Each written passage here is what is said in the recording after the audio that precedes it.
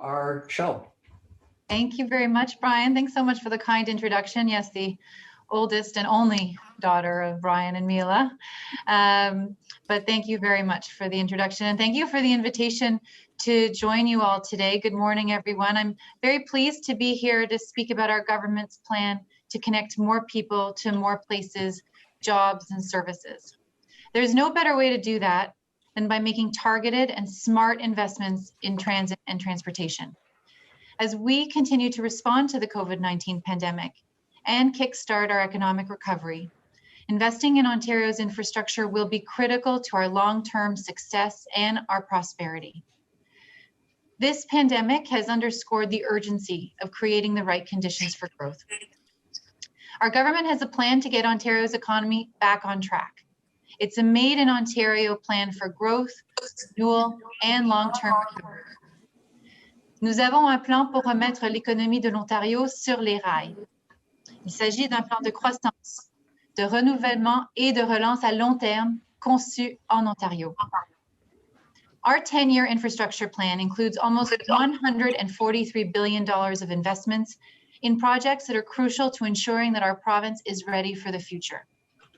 That includes more than $62 billion for public transit, nearly half of our entire infrastructure plan, to bring improved service to communities, address congestion, and provide more sustainable, convenient, and affordable travel options for millions.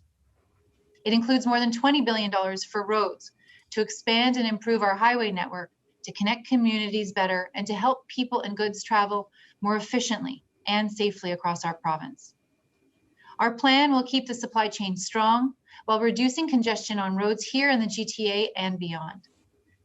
It will spur the kind of growth that creates jobs, fosters innovation, and attracts employers from all around the world. And we continue to make great progress on transit expansion right here in the GTA. Our 4 priority subway projects will get built at the best price for taxpayers by forging new partnerships. Our government is building a world-class integrated transportation network that will allow for seamless connections across municipalities, enable regional economic competitiveness and productivity, and will be ready to support the needs of a growing population. This is how Ontario will recover from the pandemic. We will make this province one of the best places in the world to live and work and raise a family. Nous ferons de cette province l'un des meilleurs endroits au monde pour travailler, pour vivre, et pour élever une famille. I look forward to today's discussion and working with you all to revitalize our economy.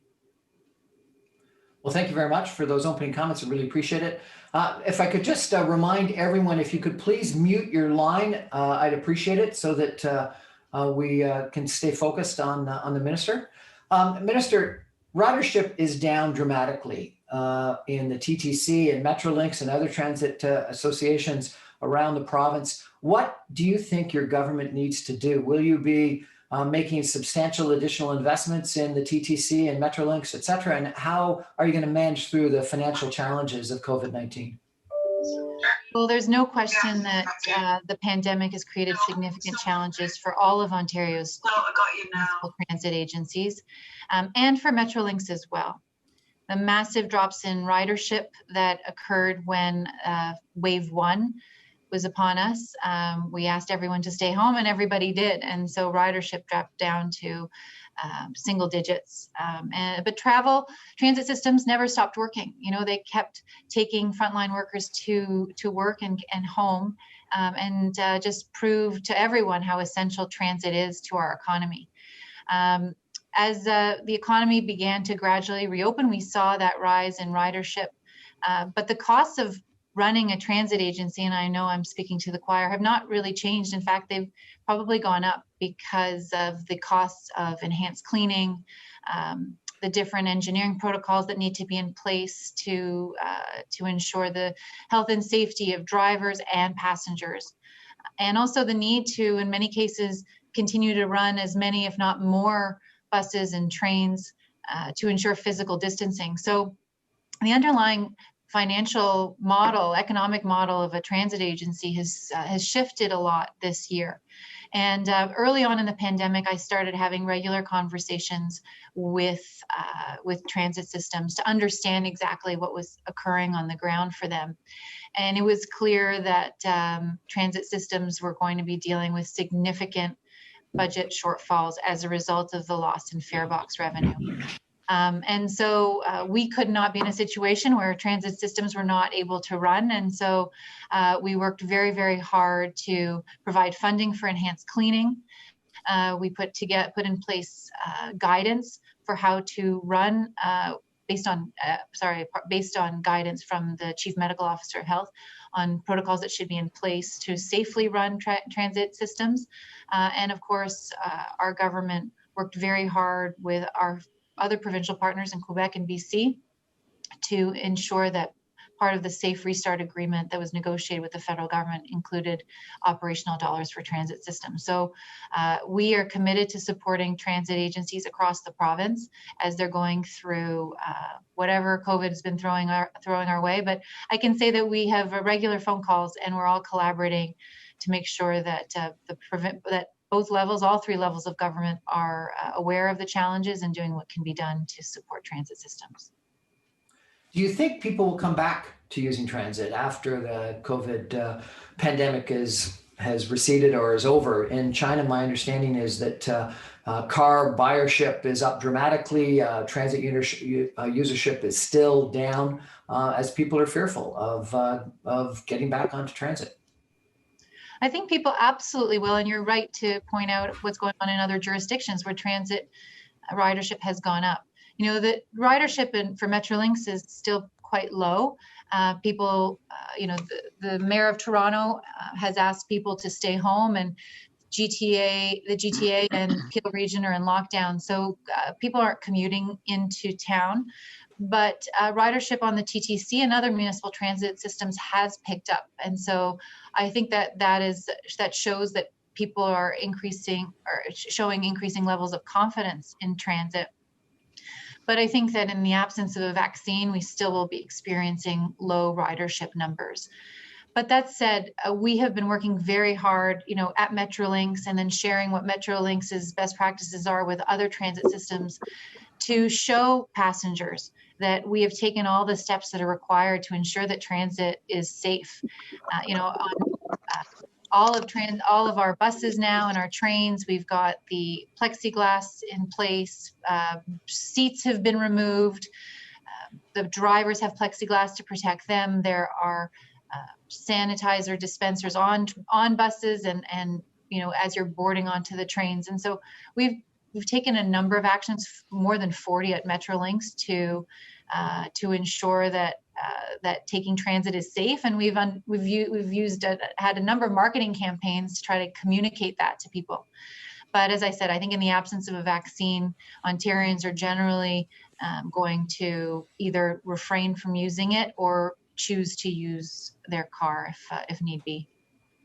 Given that ridership is down dramatically and will continue until we have either a vaccine or herd immunity or whatever, such that the pandemic is over, is your government still committed to transit, or do you think you're going to sort of shift your investment over to roads and highways?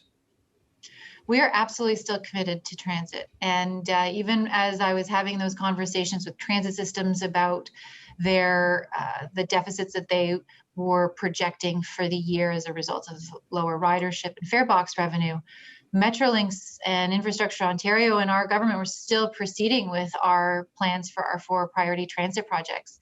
We issued the RFQs for 2 parts of the Ontario line. We moved forward with RFPs for tunneling for the Scarborough subway extension and the Eglinton Crosstown, the Eglinton West extension. And so we have not stopped moving forward on our plan. And as I said in my opening remarks, we have a very ambitious infrastructure plan, 143 billion, and half of it is in public transit. So it's not just our 4 priority transit projects, it's also GO Rail expansion. We know that, as the population in Ontario and especially in the GTA increases, we need to have the transit infrastructure that's necessary to get people around. But we're also compensating for a significant transit infrastructure deficit that exists. And so it's essential that we don't take our foot off the gas. There are a lot of puns in transportation, I learned when I became Minister of Transportation. So we're not taking our foot off the gas. In fact, we're leaning in and ensuring that we're implementing our plans that we had before the pandemic, because they're now more important than they were before. Tell us, if you could, a little bit about the Ontario line. It sort of came by surprise. Not everyone was expecting that. Certainly, Metrolinx has always talked about other lines prior to that. Are you committed to it? What's the difference in technology? Just tell us a little about that infrastructure investment, if you could. Well, people often refer to it as the crown jewel of our 4 priority transit projects. To me, it's an essential component of it, but all 4 lines are equally important, because they're going to provide much needed connections to the residents around those lines and also create jobs across the GTA. So to me, they're all important, but the Ontario line is unique because it will be a completely new line. It's not an extension of an existing line, and because it's new, it will give us it'll give us opportunities that we wouldn't have on the others that are extensions of the existing network. So we really will be able, as you mentioned, be able to automate this line. And so we're planning state-of-the-art, world-class transit rail cars, subway cars on the Ontario line. It's going to go from Ontario Place, Exhibition Station, all the way up to the Science Centre. It's 15.5 kilometers long, and it's going to provide connections across the city and through areas that had not been planned before. And that is really important. We want to connect more people to more opportunities, employment opportunities, educational opportunities. And so this 15.5 kilometer long line will do just that.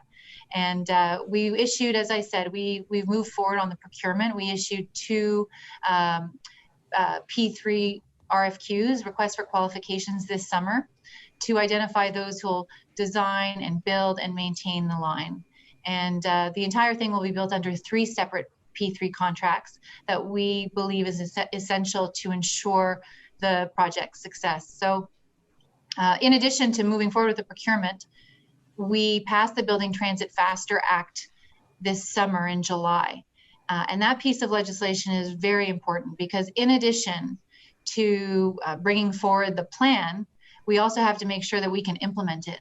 And it's been difficult to get transit built in Ontario because of the red tape that has been in the way. And so the Building Transit Faster Act introduced a series of measures that allow us to move along much more quickly with our transit plans. It'll help us get shovels in the ground a lot faster. And the news of the Building Transit Faster Act was well received by the infrastructure world. But when City Council in Toronto voted on our agreement around the 4 subway lines, they also voted overwhelmingly in favor of measures to accelerate the delivery of transit, because they know that we couldn't do things the way we've been doing them in the past. We had to find ways to expedite and accelerate the delivery of transit because it's so needed. And so we've actually now, the legislature has now just considered, I had 3rd reading of Bill 222, the Ontario Rebuilding and Recovery Act, which extends some of those measures to other transit projects across Ontario, because they're needed in other areas of the province as well. So we're looking at this from all different angles and taking necessary steps to make sure that we get transit built. Excellent. Just reminding everyone, this is the Transit Alliance meeting with Minister Carolyn Mulroney, the Minister of Transportation. If you could all mute your lines, I would appreciate it, other than obviously Minister Mulroney, and that will keep the conversation going as well as possible. Minister Mulroney, what about the airport and transit to the airport? Extension of Eglinton, electrification of the Union Pearson Express, this idea that the airport's talked about Union Station West. Tell us a little bit about what we can be expected in regards to transit to the airport, please. Well, the area around the airport is one of the most important employment zones in the country. There are thousands of people who work there, in addition to all the people that travel through. And it's important to build the kind of city that Toronto needs to be, that we have a connection by subway. So we have the Up Express that's been doing well, but we have also been looking at taking the Eglinton West extension and trying to get that connection to the airport. So we are working with the GTAA on that file. My associate minister, Minister Surma, Kinga Surma, is especially passionate about this project because she's also the MPP for Etobicoke Centre. So she really is focused on bringing that kind of relief to her community. So the Eglinton West extension really is a critical piece in our transit expansion plan. We're going to be we're working closely with the GTAA to identify the best ways to do that. I apologize. Just a reminder to everyone, could you please mute your telephone or your computer? A couple of you are coming through, and I can't find you fast enough to mute you. What about highways? With particularly increased car usage, lower ridership of transit, do we need to start building some more 400 series highways and reinvesting in highway infrastructure? Well, as the population grows and economic activity increases, we're certainly going to need to invest in our highway network. That's a fact. The 401 through Toronto is the busiest highway in North America, and I'm sure that if most of the participants today live in the GTA, they're not surprised by that fact. So we absolutely need to invest in our existing network and look at additional expansion opportunities for highways across the province. We invest $2.6 billion. We will be investing $2.6 billion in our highways next year. But this is actually also part of what we need to do to help Ontario recover from the pandemic. Part of the bill that I referenced earlier, Bill 222, extends some of those measures that we had in the Building Transit Faster Act to highway projects, so that we can expedite the delivery of our highway expansion and our repair work. They generate a lot of jobs, and they boost real GDP. For every $100 million that we invest in public infrastructure, real GDP is boosted by 114 million. And, Brian, if you look through history, governments have responded with infrastructure projects when faced with an economic shock or crisis. After the Depression, Roosevelt brought in the New Deal. More recently in Canada in 2008, 2009, the federal government brought in Canada's Action Plan, and it had a lot of dollars for infrastructure. So we believe that investing in infrastructure is key to creating jobs and ensuring that we are creating the conditions for economic growth, long-term and sustainable economic growth. So we are absolutely committed to expanding our highway network and doing that in a way that meets the needs of people around and the local communities around those highways, but also our long-term vision for Ontario's economic recovery. A lot of people have gotten used to working from home. A lot of us are connected in today from their home offices rather than from their downtown offices. I was downtown I guess 2 weeks ago for the first time in a couple of months, and it was almost not a ghost town, but it was pretty vacant. Do you think our downtowns are going to come back, whether they be downtown Toronto or main streets, downtowns of all the cities, towns, and villages around Ontario? Or are we going to enter a new paradigm where people are working from home, not needing their cars, not needing their transit, not needing their highways? Well, I do think the downtown core will come back, and that cities and towns across the province and the country will come back. I am optimistic. I believe that once we have the vaccine, people will feel that they're comfortable enough to return back to some of their old ways. That said, we have all experienced, working from home, and some of the benefits of technology that have allowed us seamlessly to transition our businesses to this new platform. So I think there will be some changes that we will see in the future. But that said, I do believe that people will return to coming back to downtown and to working in person. And that means, from my perspective as Minister of Transportation and as a member of this government that's focused on infrastructure, is making sure that we have the infrastructure in place to handle that return to work and then that future growth. So that's why, as I said, we're still committed to building public transit and making sure that it's convenient and affordable. All the issues that we were talking about beforehand, we're still talking about here at MTO. We're just waiting for the right time to implement some of the new programs. We also have introduced, and it was part of Building Transit Faster, our transit-oriented communities program. So we believe that along the Ontario line and along our extensions of our existing lines, that we should build complete communities, that people are going, although we know some people are looking to live outside the city, we believe people will want to live here and around subway stations. It's more convenient. And so we're focused on putting the program in place so that we can work with municipalities to ensure that we can create those kinds of communities. It's the right kind of city planning, and it's the right kind of transit planning. So I am optimistic. Canadians have been very cautious throughout this pandemic, which I think has been part of our success in dealing with it relative to some other countries. And so when governments ask people to stay home, they do. But as I said, I believe that when the vaccine is here, that we'll see people return to work. When you were speaking about the Ontario line, you mentioned P3 investments and partnerships. Does your government intend to continue using the P3 model?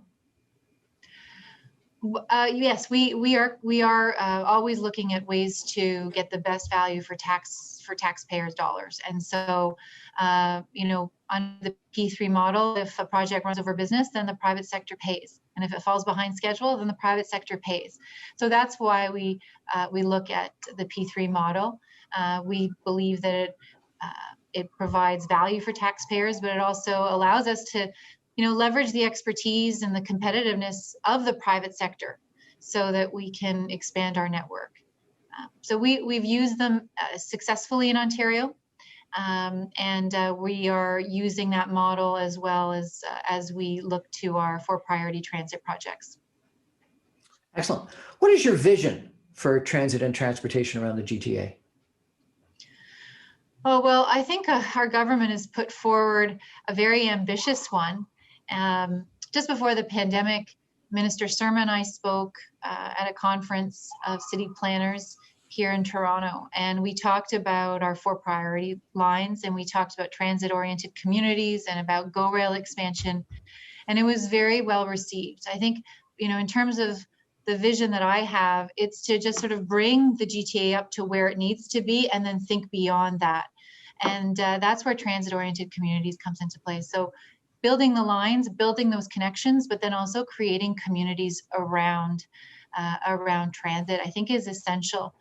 It will, it sort of is a way to reimagine the GTA and improve upon the quality of life that people have now, and that just make sure that as we welcome more and more people over the coming years, that we have the infrastructure in place so that people can enjoy that high quality of life that I think is important in a world-class city like Toronto is.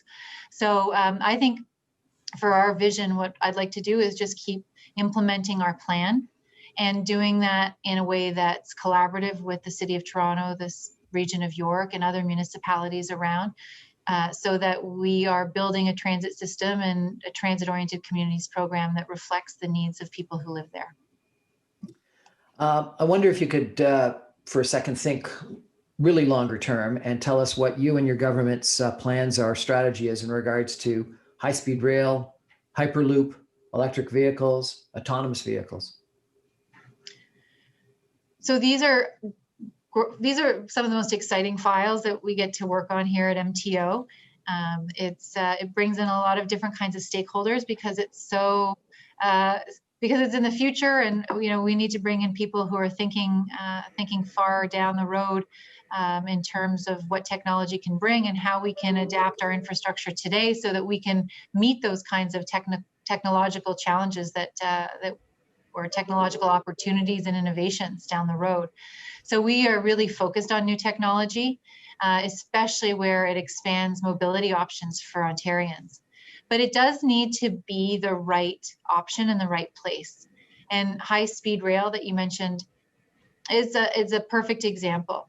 So under the previous government, they had a plan for high-speed rail, but it would have turned industrial and agricultural lands and commercial hubs like Windsor and London into sort of bedroom communities of Toronto. And that really is not what people are looking for. I unveiled the transportation plan for Southwestern Ontario, and it will bring together a group of local voices around the table to talk about what the local transportation needs are. And I can tell you that high-speed rail isn't something that they were looking for. So we certainly want to provide more connections and faster connections so people spend less time commuting, but it has to be the right kind of option. And so connected and automated vehicles are it's something that is always, they're innovating so quickly on that file.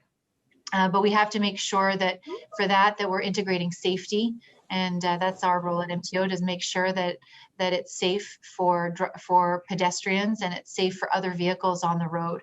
And so we're working closely with innovative groups that are bringing forward these technologies to make sure that all of them are right for Ontarians. We got a question from the audience in regards to the role of affordable housing in your transit-oriented development. Can you address affordable housing? Absolutely. As I indicated, we are working closely with our municipal partners and our partners at the region in York on making sure that our transit-oriented communities program addresses local needs as well as provincial priorities. So we are putting together a list of shared priorities between the municipalities and the province to ensure that they're built into the program. And we're going to be looking at each transit-oriented station, each transit-oriented community on a site-by-site basis, so that certain areas affordable housing will be key, and other childcare will be something that residents and the municipality will be looking at. We want to be flexible and responsive, and at the same time, as I said, build that complete community and do it at good value for the taxpayer. If there was one big game-changing transit development that we haven't talked about, that your government hasn't put into planning yet, that you dream of, what would it be? Oh, well, I think it sort of goes back to your earlier question about emerging technologies and trends. I want to make sure, for me, I think the CVAV world is incredibly exciting and innovative, and I think that that's going to change the way we get around, and I think it's going to increase mobility options for Ontarians. Doing that right, given our climate, is important. And so for me, that's one of the files that I look to as something that's incredibly exciting and could dramatically change the landscape. Well, Minister, thank you so much for your time. I really appreciate it. On the line, you've now got 63 different members of the transit industry in Ontario, people that are interested in transit. As we sort of enter into the hopefully the last stage of this pandemic, do you have any message for us? Well, just thank you to all of you for all that you're doing to keep our transit systems working and helping them overcome these difficult challenges that the pandemic has brought upon us, and also for providing ideas for the future. So thank you. And Brian, thank you for hosting me today. It was a real pleasure. Thank you very much. I really appreciate it. So that was Minister Carolyn Mulroney, the Minister of Transportation, the Minister of Francophone Affairs, joining us. Just to remind everyone, this is Transit Alliance. Most of you, I recognize your names, you're members of Transit Alliance. Transit Alliance is a civic advocacy organization. We've been operational here in the GTA for about 8 years. I'm the chair of the board. We've gone virtual during the pandemic, as a lot of you have.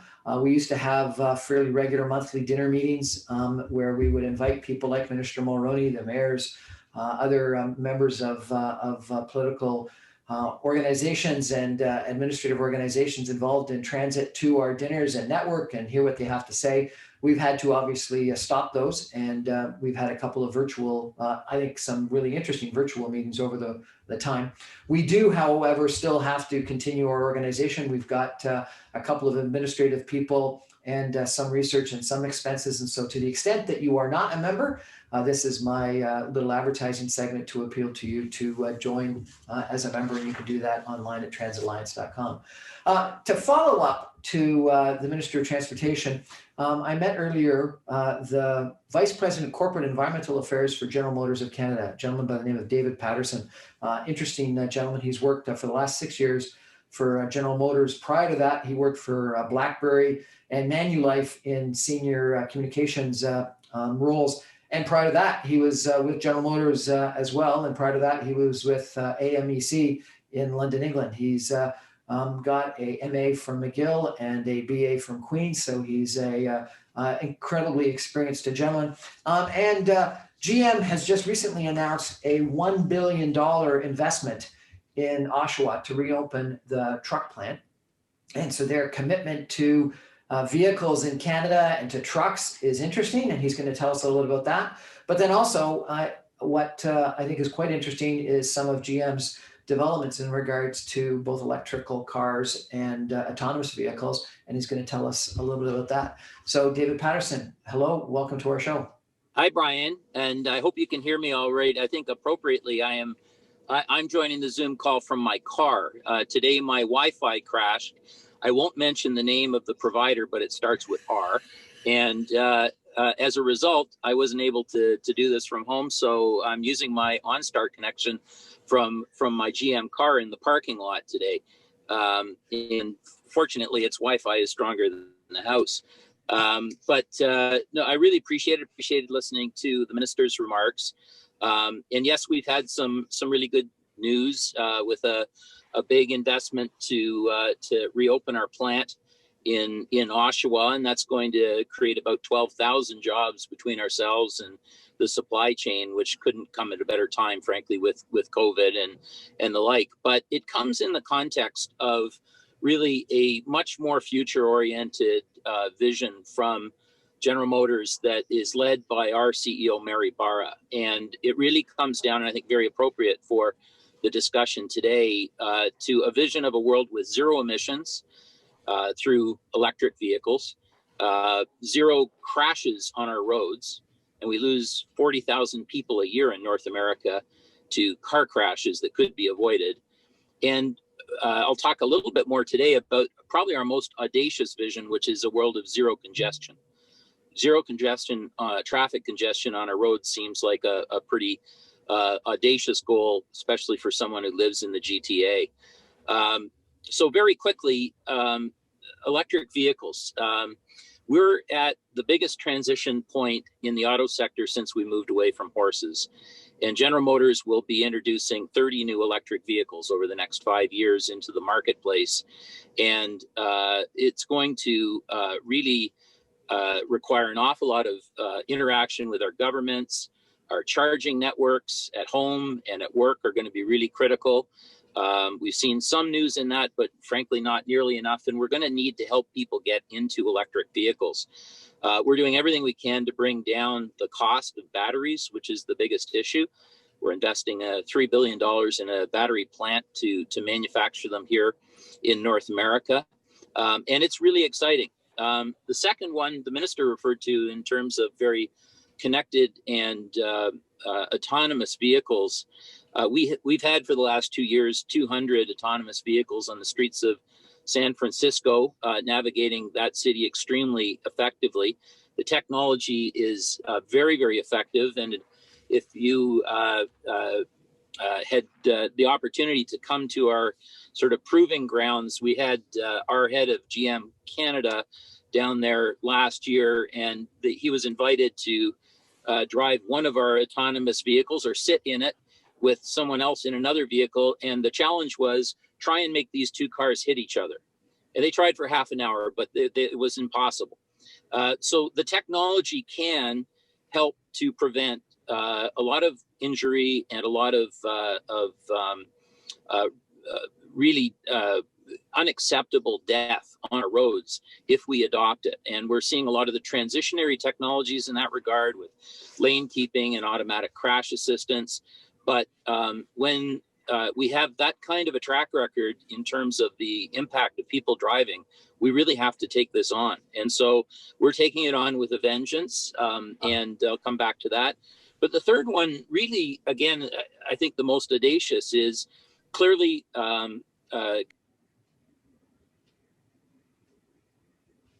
We've lost you.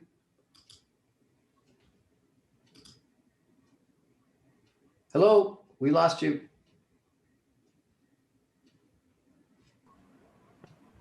Hello, hello, hello. Muted by accident. Sorry, I don't know how that happened. Just congestion on the roads. We're undertaking an awful lot of future-oriented experiment in terms of the sharing of vehicles and platforms to do that, which we think can be part of the transition to really make public transportation more effective and to be a partner to public transportation. So I don't see public transportation as a competitor at all for our business. I see it as a partner, and sharing services can make a difference. And so quickly, the kinds of things that we're doing at General Motors, we've experimented with a service we called Maven, where people can share cars. So, if you own a car today, it probably sits in the driveway 95% of the time. It's not a very efficient use of a big capital asset, but you sometimes need a car, and you can share a car very quickly. Of course, you can rent one, but car sharing services off your phone. E-bikes. We've developed a series of e-bikes that can be extremely complementary to public transportation. And again, closing that last mile to public transportation, really important. We've worked on e-delivery services, which are going to be really important in terms of efficiency of use of the road, platooning technologies to help more efficient use of the road, from big semi-trailers down to other solutions. And we also were the first company in Canada to utilize a lot of what we call V2V or V2X technology, which is using a spectral band in Canada to ensure that cars can talk to each other and talk to the infrastructure so that we can better manage traffic in those types of ways. So all those things we're experimenting with, believe it or not, even with flying vehicles, and a lot of flying vehicles. Absolutely. And a variety of technologies that are just going to blow your mind. But really, at the end of the day, this comes down to 3 or 4 things. One is we can make more efficient use of our infrastructure if we share, instead of publicly own a gazillion vehicles. We get that. The second implication of that is that you need to change the relationship that you have in the car industry with your customer. And so your relationship, like the relationship that allowed me to join in on this call today, maybe through an app on your phone, maybe through a service like OnStar, as opposed to just owning a car. So we're becoming a technology company, more like a telecommunications company than just a car company. Third thing is that you need to think about complementing public transit, not competing with it. And so the last mile, you can get a really good transfer from Pearson Airport to downtown. But if you're meeting John Beck uptown, you're going to need to jump in some kind of vehicle and have that arranged for you. And maybe it's going to be an e-bike. If it was John, he'd go on an e-bike. But if it was me, I'd probably jump in a robo-taxi. And those things are going to become much more common. In fact, the estimate for the robo-taxi industry in the world is a multi-trillion-dollar business. And we're developing people movers and individual autonomous vehicles that can do that. And then finally, not only can we be more efficient in our use of space, but there is a huge opportunity for Ontario in terms of economic development and job creation, in that we have here an incredible base of expertise and really smart people in our universities. And so, again, I spent a lot of my time doing things such as a big project that will soon be announced with the University of Toronto, which I think has global implications, between GM and the University of Toronto, to learn more about how autonomous vehicles can operate in snow. And, how do you deal with snow covering the lines on the roads and whatever?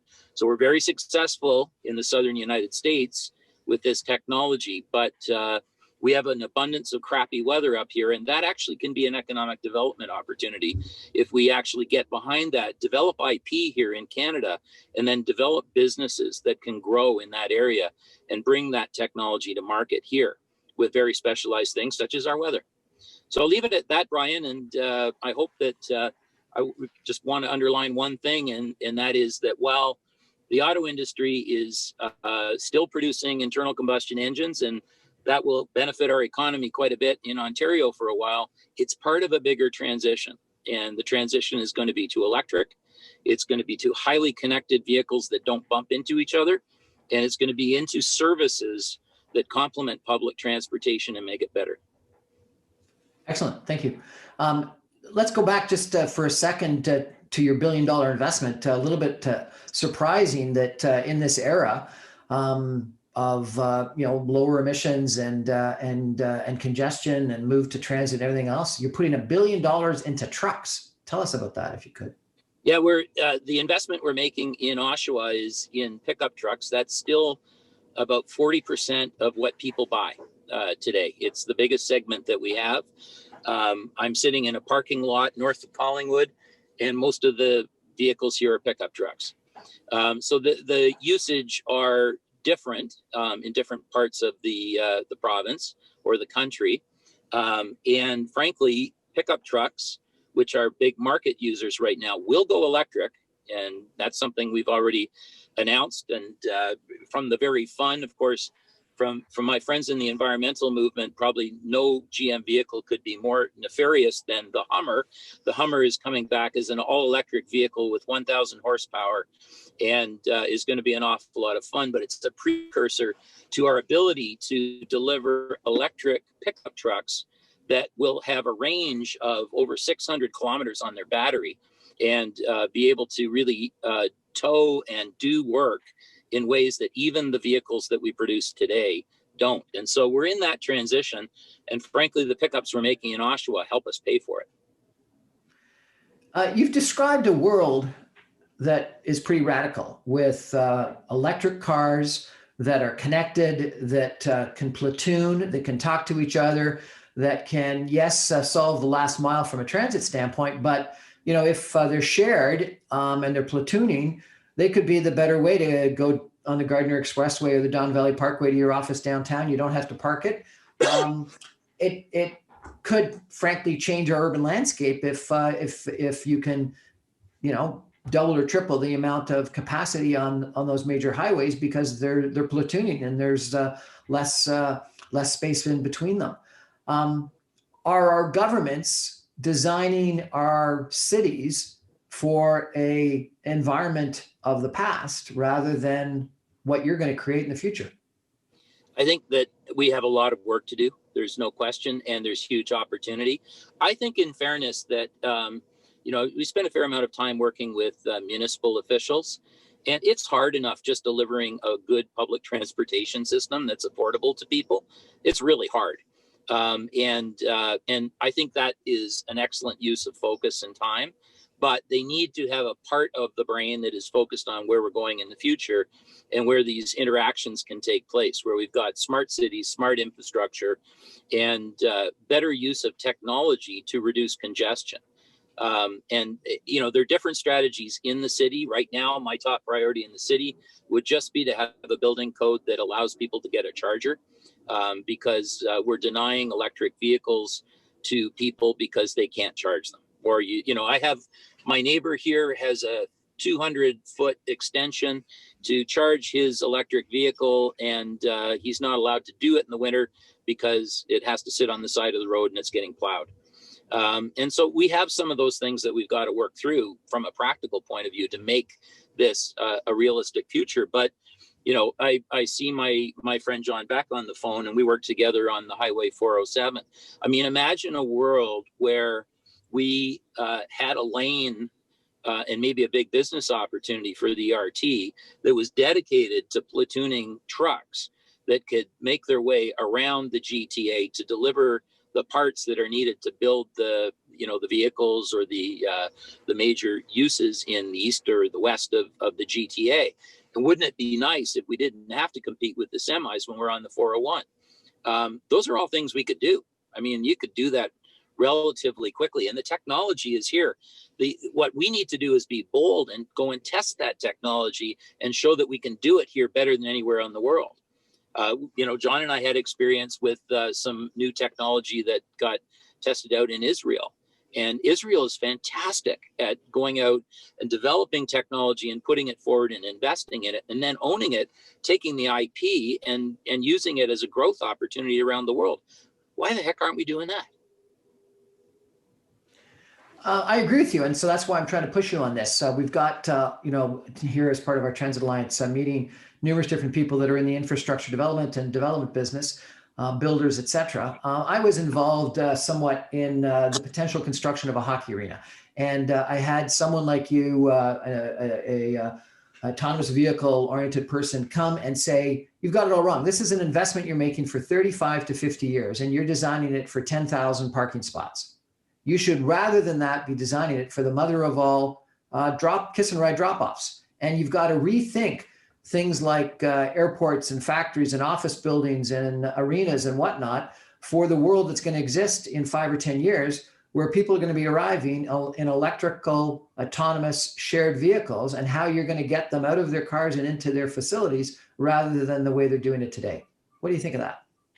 No, I think that's true, but I think sometimes perfection becomes the enemy of getting started on certain things. And I think there are numerous projects that we could be doing and initiating in Toronto. I think in a way it's a shame that we lost some of the opportunities down on the Portlands to go and do a lot of things that were noble experiments, but we still have some massive opportunities down that area that we should be using in terms of autonomous shuttles and complementary services to public transportation.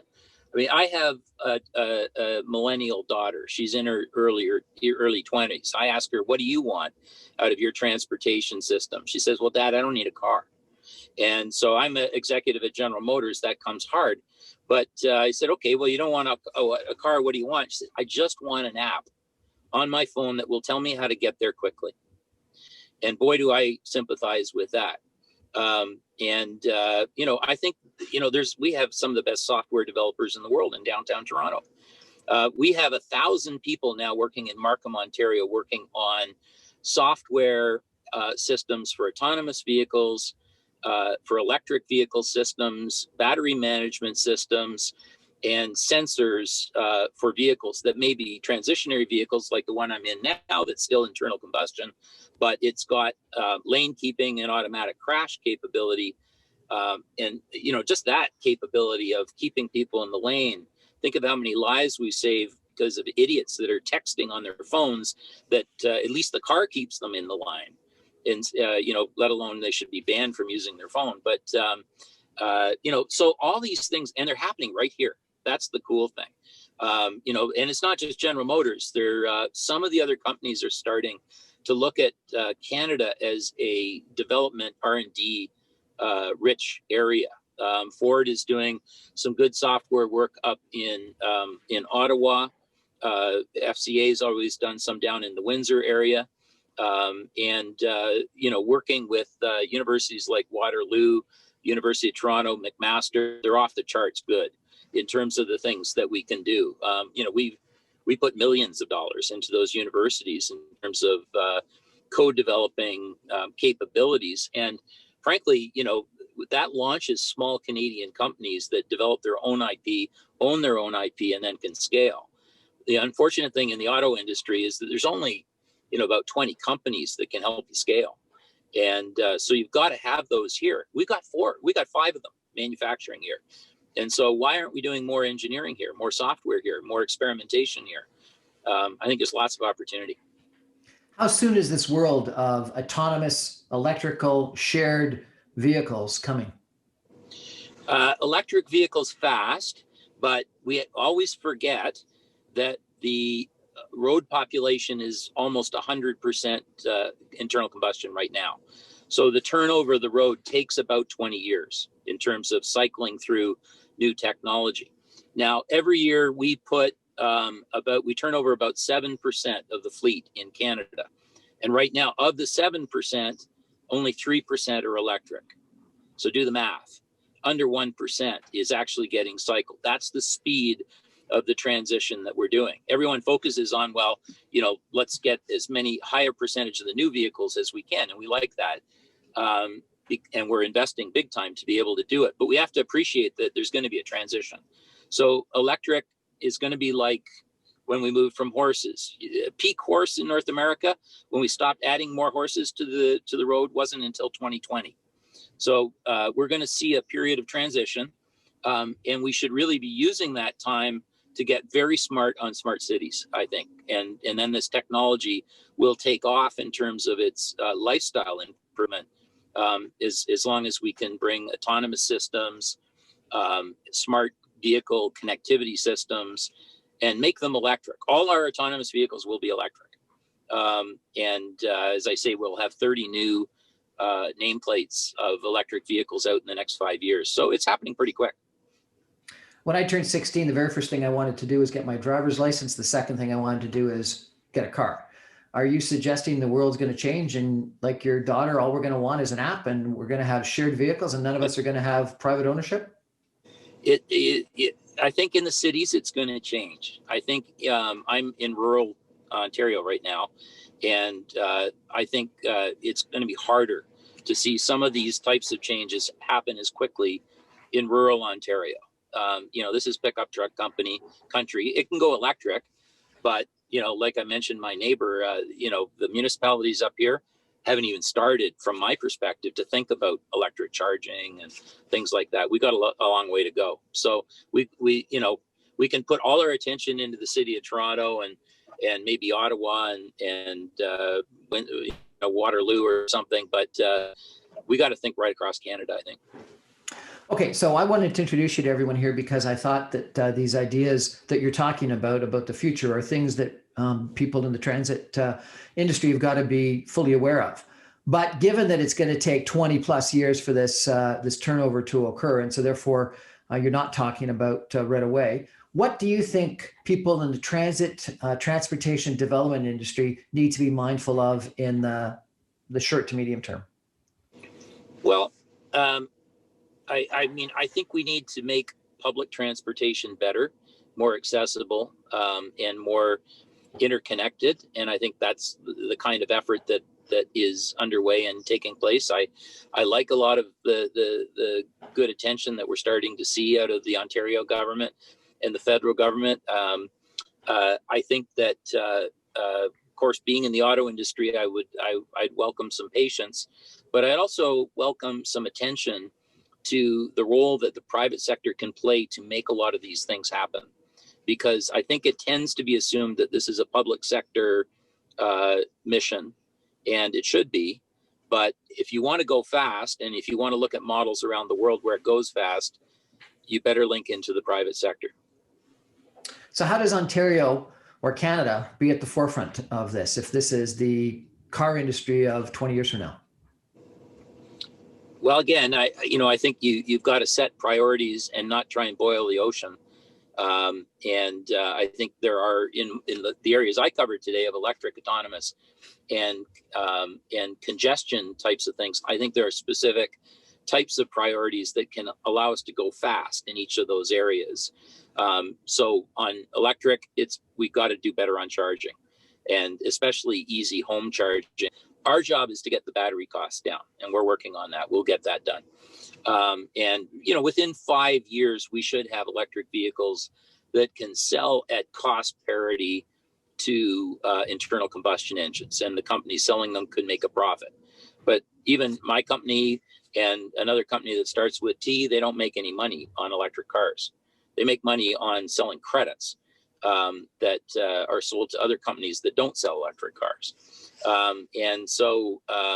We have work to do to make electric work. Autonomous is in a regulatory space where we need to unleash the ability of the private sector to move things forward.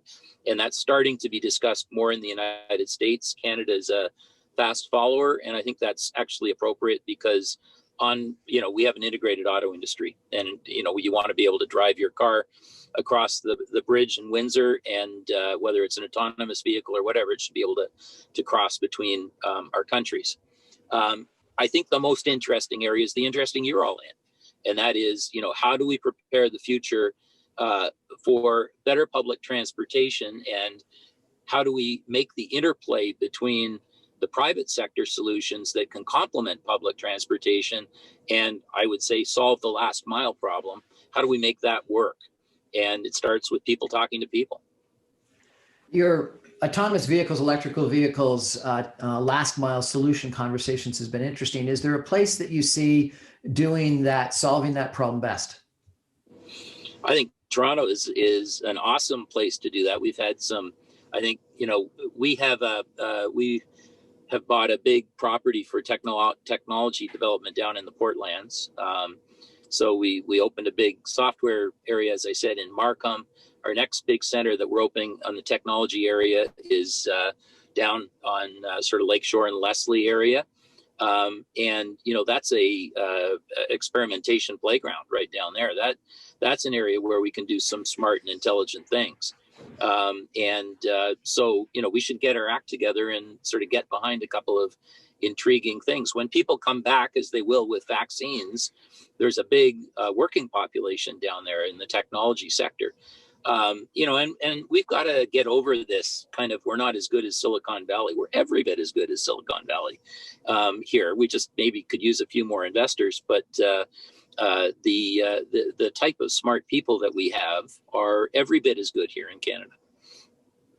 Well, thank you so much for sharing with us, both what you're doing in Oshawa, but when I spoke with you earlier in the week about this vision of the future of electrical, connected, shared, and autonomous vehicles, I really thought that it was a future vision that everyone on Transit Alliance needed to be mindful of and aware of, even if it's not going to happen right away, because it certainly changes the environment of the future.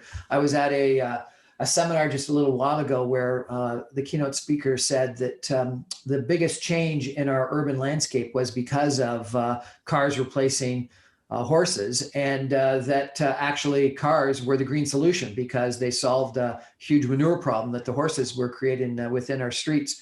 But it changed our urban landscape because carriage houses were replaced by garages, and all of the streets and parking and everything else was changed in our whole urban landscape. What you've described and what this individual keynote speaker said is potentially as big a change to our urban landscape and the way we get around as going from horses to cars. Yeah, absolutely. I think that's absolutely right. And the opportunity is all in our hands too. I just want to make sure we don't let it slip away from Canada. Well, thank you very much for joining us, and thank you everyone else for joining us for our Transit Alliance meeting today. We've got a couple of really interesting invites out and potential acceptances for the new year with Kinga Surma, the Associate Minister of Transportation, and some people from infrastructure, both in Queen's Park as well as in Ottawa. So I encourage you to stay connected with Transit Alliance. Our website is transitalliance.com. Please check us out. If you aren't already a member, please join as a member. And I'll give myself a plug if I could. I did interview numerous different people, have interviewed numerous different people from transit and development industry on my radio show that is on every night on Saga 960 AM. And all the past video casts and podcasts are available on briancrombie.com, my website. So I do more than just transit, but I do a lot of things, but all my transit interviews are there as well. Anyway, thank you all very much for joining us. And if we don't have another meeting before the holiday season, all the best for the holidays to everyone. Thank you so much. Thanks, Brian. Thank you. Thank you. Thank you, John Beck. Thank you, Saba. I see you. Ayaz, thank you so much. Thank you. Thanks for an interesting session. Thank you very much. Good night, everybody. Goodbye, everybody. I mean. Bye.